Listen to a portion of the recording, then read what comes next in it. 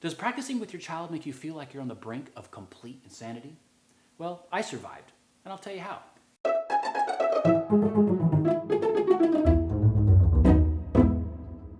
Hi guys, this is Joel Kennedy with Kennedy Violins, and today I'm kind of continuing the theme of how to practice or how to raise kids to be musicians with how to practice with your kid. However, I think the effectiveness of any advice that I can offer is heavily dependent on the relationship that you have with your child. My method works specifically because of how I structured my relationship with my kids early on. You see, I decided long before they were born that I was going to have a very open relationship with my kids. This means that I never talked to them like they were kids. I always talked to them like they were adults. And we always strove to work as a team. So what does this mean? Well, it means a couple things. Number one, we share the same goals. So I've always framed our relationship with the idea that, I'm older, I have more life experience, and I chose to be their parents, so therefore it's my job, my responsibility to convey all my knowledge and wisdom and everything that I know to them, and then they can use that information at their discretion to accomplish all their goals as adults. And hopefully they'll make the right decisions. Number two is I always wanted to create rules or goals for them that followed a logical line of rationale that they could follow.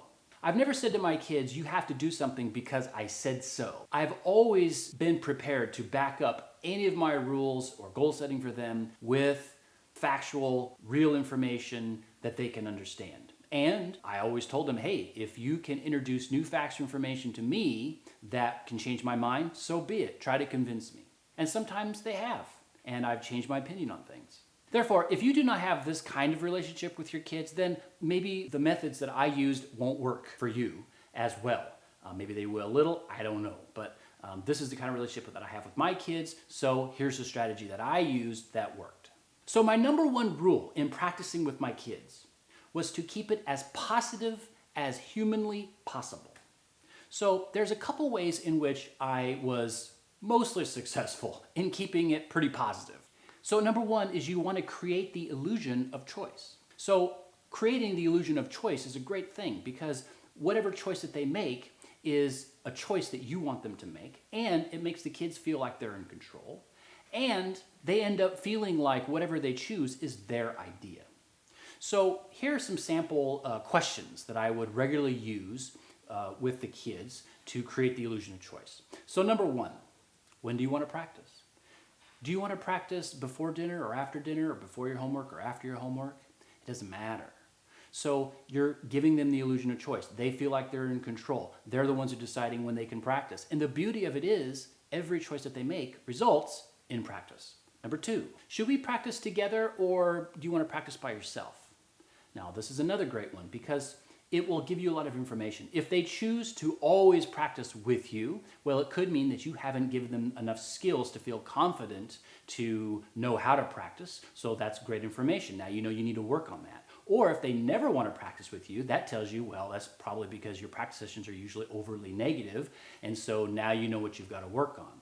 But again, it gives them the illusion of choice. And whether they decide to practice with you or not with you, they're still practicing.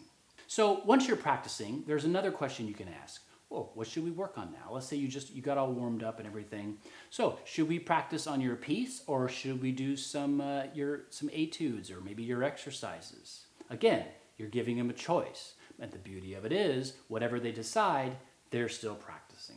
All right, the second biggest way in which you can try to keep practicing as positive as possible is to avoid negative reinforcement by association. Now, the worst thing that you can do is to act angry or irritated or frustrated or whatever every time they make a mistake. Obviously, you're going to create the association really quick that if they fail at something, that equals the parent being mad or angry. That's going to hurt your relationship. They're going to associate the instrument with negativity because, kids almost always, they want to make their parents happy. They want their parents to be happy and proud of them and everything else. So you want to avoid this association. Now, the way that I personally dealt with it was that if they made a mistake, I tried to always keep it as light as possible, right? Sometimes I would laugh. Sometimes I would chuckle. Sometimes I would just say something silly like, oh, you silly, we just talked about that. You just played that fourth finger too low. Let's try it again.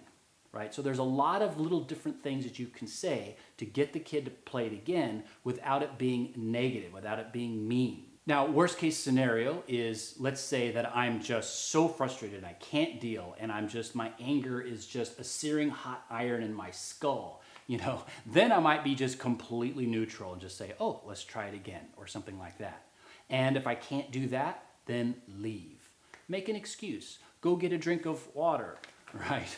Whatever you got to do. Maybe you get the kid a drink of water. Maybe you get a snack. Maybe say you got to go to the bathroom. But it's much better to remove yourself from the situation and let the kid maybe try something on their own than staying in there and doing something that you know you're going to regret. The thing is that kids are really sensitive, right? Maybe they're not as sensitive with their teachers because their teachers don't know them as well as you do, but they know you really, really well. So when you practice with them, if you have the slightest bit of negativity or anger, they're going to pick it up. So you kind of have to over-exaggerate the positivity, and they might think it's a little weird that you're being a bit Pollyanna, but, they'll take it, they'll accept it. It's a lot better than the negativity.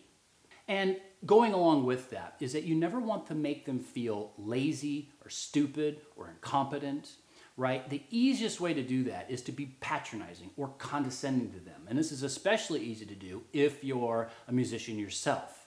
So it's very easy for us to go, well, I don't know why you did that. We just talked about you not doing that for 20 minutes, right? So then you might stay fairly positive and get them to do it again, but they're going to pick up on that condescension. They're going to pick up on you being patronizing. So you have to try to avoid that, because if you make them feel lazy or competent or stupid, then they're going to associate that instrument with their failure, with them being bad people. Again, you have to avoid that at all costs. And the third way to try to keep practicing as positive as possible, or at least do as little damage as you possibly can, is sometimes you have to pull the ripcord. Sometimes you just have to remove yourself from the situation or end the practicing altogether. There's two options that I would follow if this was the situation. I didn't do it very often, but sometimes I would. So option number one is I might say, well, it looks like, we're not having the most productive practice session today, or boy, it's really hot in here today, or whatever, just something that's light, that doesn't make them feel bad, that's not overly negative. What if we did a double practice session tomorrow and we just kind of hung out today? Do you want to do your homework instead? So you're giving the kid an option. So once you alleviate that pressure, hey, they might say, no, let's get the practicing done, because hey, maybe they just don't want to do a long practice session the next day. But it doesn't really matter. So if they don't do a practice session today, bam, you got them for tomorrow, you've got them committed for an extra long practice session, and now they're psychologically kind of ready for that. Or maybe they'll decide, well, I don't want to do a double practice session tomorrow. Those are kind of long. I'll just hang with it today, and it's not going too negative, so we'll just do it. And of course, the beauty of the situation, as always, is either choice results in practice. Now, the second option that I would use more than just, pulling the ripcord is an option that unfortunately is only available to musician parents. And that is, ask them, would you rather just do duets today? So let's say, your attitude or their attitude or both of your guys' attitude is just really terrible that day. There's option number one, just pulling the ripcord and just, hanging in there, or doing an extra long practice session the next time. Or you can ask them if they would rather do duets. Now, the benefit of that, obviously, is that if they're doing duets, well, they're learning a new skill set. There's a lot of different things that a kid learns when they do duets with their parents. But the best thing about it, though, is that usually duets are kind of a positive thing. They're kind of fun. Usually duets are a little bit easier. They're kind of light, and maybe it's a duet that they like and they like to hear it. Most kids respond well to playing duets. I know my kid, they would much prefer playing a duet than practicing a piece that's really hard for them out of one of their exercise books or whatever. So this is good. You play a duet, now that's a positive thing. They start associating that fun with their instrument, that fun with their parent, that positive situation with making music, especially with their parent. So it can be a very good situation. And let's say they decide they don't want to. Well, then they'll just resume the regular practice. Either way, the beauty of it is they're still practicing.